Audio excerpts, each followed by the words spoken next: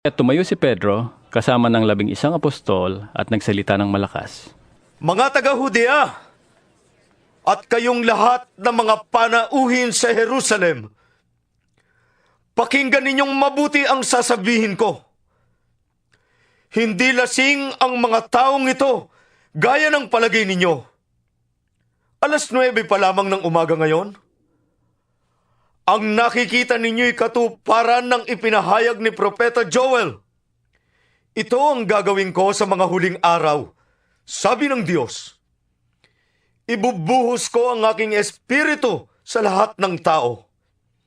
Ipapahayag ng inyong mga anak na lalaki at babae ang aking mensahe. Ang inyong mga binata ay makakakita ng mga pangitain.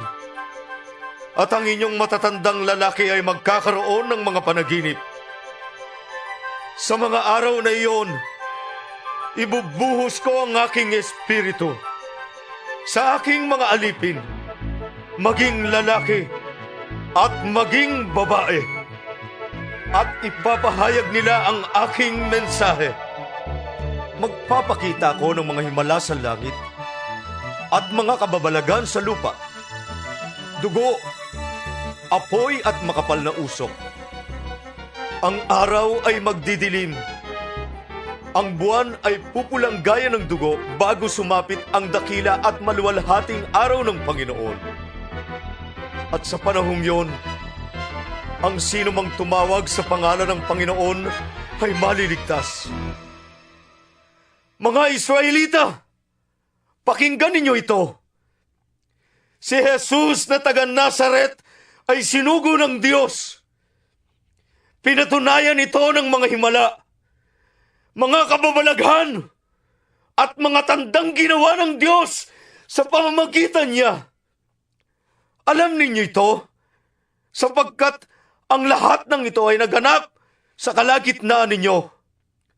Ngunit ang taong ito, na ipinagkanulo sa inyo ayon sa pasya at kaalaman ng Diyos sa mulat mula pa, ay ipinapako ninyo at ipinapatay sa mga taong masasama. Subalit, siya'y muling binuhay ng Diyos at hinango sa kapangyarihan ng kamatayan, sapagkat hindi siya maaaring matalo nito. Gaya ng sinabi ni David tungkol sa kanya, nakikita kong laging nasa tabi ko ang Panginoon. Siya'y lagi kong kaagapay, kaya't hindi ako matitinag. Dahil dito, ako'y umawit sa tuwa at ako'y mabubuhay ng may pag-asa, sapagkat hindi mo ko pababayaan sa daigdig ng mga patay, at hindi mo itutulot na mabulok ang iyong banal na lingkod. Itinuro mo sa akin ang mga landas ng buhay. Dahil sa ikaw ang kasama ko, ako'y mapupuno ng kagalakan. Mga kapatid, sinasabi ko sa inyo, na ang ninuno nating si David ay namatay at inilibing. At naririto ang kanyang libingan hanggang ngayon. Siya ay propeta at alam niya ang pangako sa kanya ng Diyos na magiging haring tulad niya ang isang magmumula sa kanyang lahi. Kaya't ang muling pagkabuhay ng Kristo ang nakita at ipinahayag ni David ng kanyang sabing, hindi siya pinabayaan sa daigdig ng mga patay at hindi itinulot na mabulok ang kanyang katawan. Si Jesus ay muling binuhay ng Diyos at saksi kaming lahat sa pangyayaring iyon. Pinaupo siya sa kanan ng Diyos at tinanggap niya mula sa Ama ang ipinangakong Espiritu Santo. Ito ang kanyang ibinuhos sa amin, tulad ng inyong nakikita at naririnig. Hindi si David ang umakyat sa langit, kundi sinabi lamang niya, sinabi ng Panginoon sa aking Panginoon, maupo ka sa aking kanan hanggang sa lubusan kong pasukuin sa iyo ang iyong mga kaaway. Kaya dapat malaman ng buong Israel na itong si Jesus na ipinako ninyo sa krus ay siyang ginawa ng Diyos na Panginoon at Kristo. Nabagbag ang kanilang kalooban nang marinig ito. Kaya tinanong nila si Pedro at ang ibang mga apostol. Mga kapatid, anong dapat naming gawin? Sumagot si Pedro. Pagsisihan ninyo talikdan ang inyong mga kasalanan at magpabautismo kayo sa pangalan ni Hesus Kristo upang kayo'y patawarin. At ipagkakaloob sa inyo ang Espiritu Santo. Sapagkat ang pangako ay para sa inyo at sa inyong mga anak at sa lahat ng nasa malayo, sa bawat taong tatawagin ang ating Panginoong Diyos. Marami pang inilahad si Pedro upang patunayan ang kanyang sinabi. At nanawagan siya sa kanila.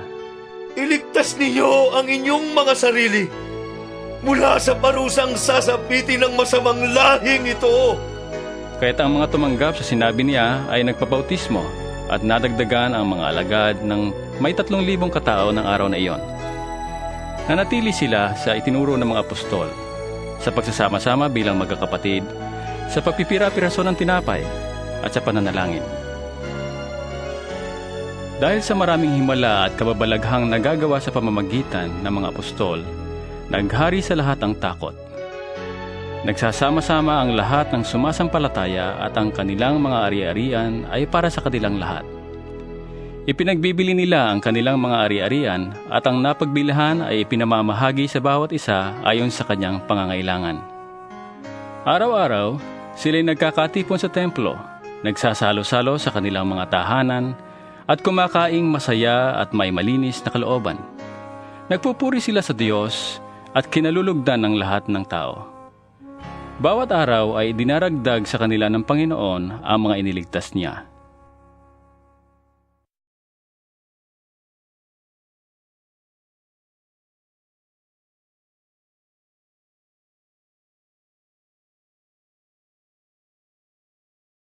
Ikatlong Kabanata. Minsan, nagpunta sina Pedro at Juan sa templo. 3:00 ng hapon noon, ang oras ng panalangin. Sa pintuan ng templo na tinatawag na Pintuang Maganda, ay may isang lalaking lumpo mula pa ng isilang. Dinadala siya sa templo araw-araw upang mamalimos sa mga taong pumapasok doon. Nang makita niya sina Pedro at Juan na papasok sa templo, siya'y humingi ng limos. Tinitigan siya ng dalawa at sinabi ni Pedro sa kanya, Tingnan mo kami. Tumingin nga siya sa kanila sa pag-asang siya'y lilimusan. Ngunit sinabi ni Pedro, Wala akong pilak o ginto. Ngunit may iba akong ibibigay sa iyo. Sa pangalan ni Hesus Kristong taga Nazaret, tumayo ka at lumakad. hinawakan niya sa kanang kamay ang lumpo at itinayo. Noon di lumakas ang mga paa at bukong-bukong ng lalaki. Paluksos siyang tumayo at nagsimulang lumakad. Pumasok siya sa templo ang kasama nila na naglalakad, lumulundag at nagpupuri sa Diyos. Nakita ito ng lahat. At nang makilala nilang siya ang pulubing dati nakaupong namamalimos sa pintuang maganda ng templo, namangha sila at nagtaka sa nangyari sa kanya. Nakahawak pa siya kina Pedro at Juan sa lugar na tinatawag na Portiko ni Solomon, nang patakbong lumapit sa kanila ang mga taong takang-taka sa nangyari. Kaya't sinabi ni Pedro sa mga tao, Mga Israelita, bakit kayo nagtataka sa nangyaring ito? Bakit ninyo kami tinitignan ng ganyan? Akala ba ninyo'y napalakad namin siya dahil sa sarili naming kapangyarihan o kabanalan? Pinarangalan ng Diyos ng ating mga ninunong sina Abraham, Isaac, at Jacob ang kanyang lingkod na si Jesus, na isinakdal ninyo at itinakwil sa harap ni Pilato. Gayong ipinasya na ni Pilatong palayain siya. Itinakwil ninyo ang banal at matuwid, at hiniling na palayain ang isang mamamatay tao. Pinatay ninyo ang pinagmumula ng buhay, Ngunit siya'y muling binuhay ng Diyos. At saksi kami sa pangyayaring iyon. Ang kapangyarihan ng pangalan ni Jesus ang nagpagaling sa lalaking ito. Nangyari ito dahil sa pananalig sa kanyang pangalan. Ang pananalig kay Jesus ang lubusang nagpagaling sa kanya, tulad ng inyong nakikita. Mga kapatid, alam kong hindi ninyo nalalaman ang inyong ginawa. Gayon din ang inyong mga pinuno. Ngunit sa ginawa ninyo'y natupad ang malaunang ipinahayag ng Diyos sa pamamagitan ng mga propeta na ang Kristo'y kailangang magtiis ng hirap. Kaya nga, magsisi kayo at magbalik loob sa Diyos upang patawarin kayo sa inyong mga kasalanan. At nang sa gayon ay sumapit na ang panahon ng kapahingahan mula sa Panginoon. Susuguin niya si Jesus, ang Kristong hinirang mula pa noong una para sa inyo. Siya'y dapat munang manatili sa langit hanggang sa dumating ang pagbabago ng lahat ng bagay, ayon sa ipinahayag ng Diyos sa pamamagitan ng kanyang mga banal na propeta mula pa noong una. Sapagkat sinabi ni Moises, ang Panginoon ninyong Diyos ay pipili mula sa inyong lahi ng isang propetang katulad ko. Sundin ninyo ang lahat ng sasabihin niya sa inyo. Ang sino mang hindi sumunod sa propetang yon ay ihihiwalay sa bayan ng Diyos at lilipulin. Ang lahat ng propeta, mula kay Samuel at lahat ng sumunod sa kanya, ay nagpahayag din tungkol sa panahong yon. Ang mga pangako ng Diyos sa pamamagitan ng mga propeta ay para sa inyo. At kasama kayo sa tipan na ginawa ng Diyos at ng inyong mga ninuno ng kanyang sabihin kay Abraham, pagpapalain ko ang lahat ng angkan sa daigdig sa pamamagitan ng iyong lipi. Kaya't matapos buhayin ng Diyos ang kanyang lingkod, sa inyo siya unang sinugo, upang pagpalain kayo sa pamamagitan ng pagtalikod ninyo sa inyong masasamang pamumuhay.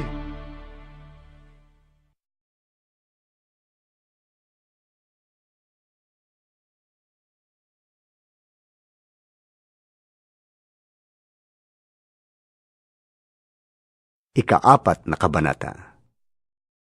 Nagsasalita pa sina Pedro at Juan sa mga taong bayan nang dumating ang mga paring Hudyo, ang kapitan ng mga bantay sa templo at ang mga Saduseo. Galit na galit sila sa dalawang apostol sapagkat ipinapangaral nila sa mga tao na si Jesus ay muling nabuhay, at iyon daw ang katibayan na muling mabubuhay ang mga patay. Kaya't dinakip nila ang dalawa at ikinulong muna hanggang kinabukasan sapagkat gabi na noon. Gayunman, marami siya nakarinig ng kanilang pangangaral ang sumampalataya kay Jesus, kaya't umabot sa 5,000 ang bilang ng mga lalaki. Kinabukasan, nagkatipon sa Jerusalem ang mga tagapanguna ng mga Hudyo, ang mga matatandang namumuno sa bayan at ang mga tagapagturo ng kautusan. Kasama nila si Anas, ang pinakapunong pari, si Caifás, si Juan, si Alejandro, at ang iba pang mga kamag-anak ng pinakapunong pari. Pinaharap nila ang mga apostol at tinanong, sa anong kapangyarihan o sa kaninong pangalan ninyo ginagawa ang bagay na ito? Sumagot si Pedro na puspos ng Espiritu Santo. Mga tagapanguna at pinuno ng bayan, kung sinisiyasat ninyo kami ngayon tungkol sa kabutihang ginawa namin sa lumpong ito, at kung paano siya gumaling, nais kong malaman ninyong lahat at ng buong Israel na ang taong ito'y nakatayo sa inyong harapan